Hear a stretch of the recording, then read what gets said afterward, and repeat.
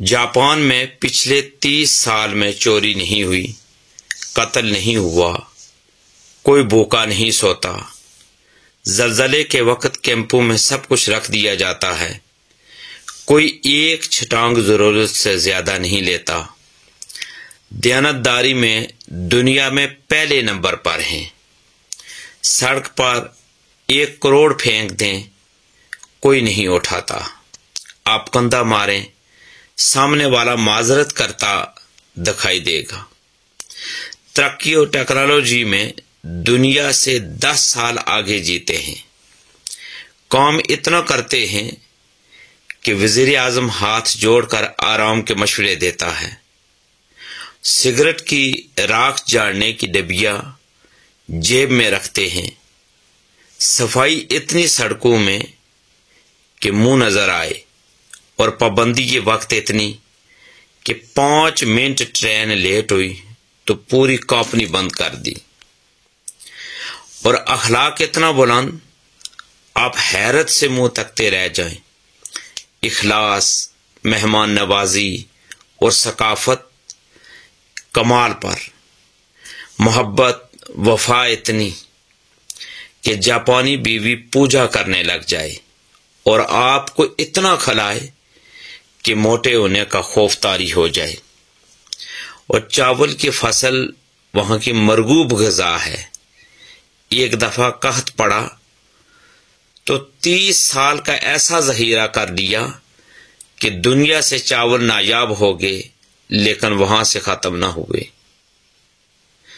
جاپانی جس کے ہو گئے بس پتھر پر لکیر۔ نظام صحت ایسا کہ ٹوائلٹ آپ کو جسم کی پوری ڈیٹیل دے دے۔ 2 نمبری اور بے ایمانی کا تصور محال۔ اور جس ملک میں لاکھوں لوگ تبلیغی اجتماع میں جاتے ہوں، جہاں لاکھوں لوگ دعوت دین کے لیے سفر کرتے ہوں، جہاں سے لاکھوں لوگ بیت اللہ حج و عمرہ کے لیے جاتے ہوں، میلاد النبی صلی اللہ علیہ وآلہ وسلم کے موقع پر ہر شہر میں جلوسوں میں لاکھوں لوگ شامل ہوں، جس ملک میں ہر رات لاکھوں محافل میلاد اور دروس قرآن و حدیث ہوتے ہوں، جس ملک میں یوم عاشور والے دن لاکھوں لوگ غم حسین میں عزاداری کرتے ہوں، جس ملک میں عید اور جمعے کے بڑے بڑے اجتماعات ہوتے ہوں، جس ملک میں تسبیحات پڑھنے والے لاکھوں میں اور درود و سلام کی تعداد اربوں میں ہو، وہ ملک ایمانداری میں دنیا میں 160ویں نمبر پر آئے اور کافروں کا جاپان دیانتداری میں نمبر 1 ملک قرار پائے، تو سوال تو اٹھے گا کہ ہم کس کو دھوکہ دے رہے ہیں۔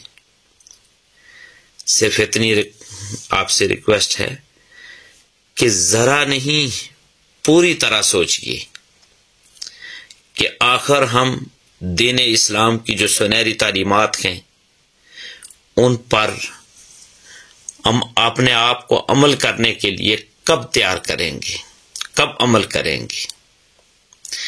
کیا اسی جہان میں، اسی زندگی میں جو ہمیں اللہ تعالیٰ نے دی ہے، ہم دین اسلام کی سنہری تعلیمات پر عمل کرنا شروع کر دیں گے؟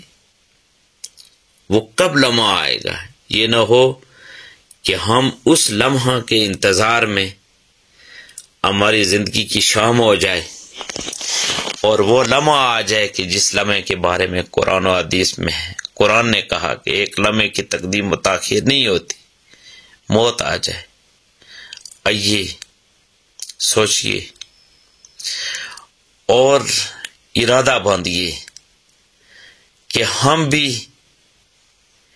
آج سے بے ایمانی کو ترک کر دیں گے، جھوٹ، فراڈ اور فریب کو شکست دیں گے، ہم ایمانداری کو اپنا لیں گے اور دین اسلام کی سنہری تعلیمات پر عمل کرنا شروع ہو جائیں گے۔ اگر ہم ایسا کرنے میں کامیاب ہو گئے تو ہماری یہ دنیا بھی ہماری بن سکتی ہے، اور آخرت میں بھی ہم سرخرو ہو سکتے ہیں۔ اللہ تبارک و تعالی ہم سب کا حامی و ناصر ہو، اور ہمیں دین اسلام کی سنہری تعلیمات کو جاننے اور ان تعلیمات کے مطابق ہمیں اپنی زندگی گزارنے کی توفیق اور ہمت عطا فرمائے۔